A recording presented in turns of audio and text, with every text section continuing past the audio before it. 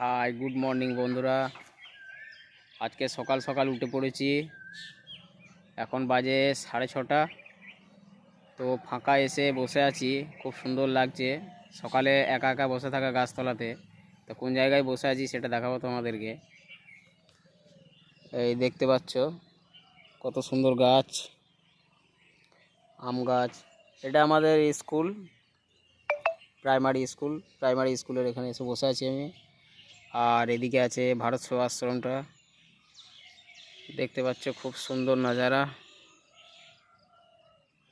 সকালে একা একা একটু হাঁটাচলা করলাম, করার পর এখানে এসে বসে আছি। একটু পরে আবার চলে যাব এদিকে।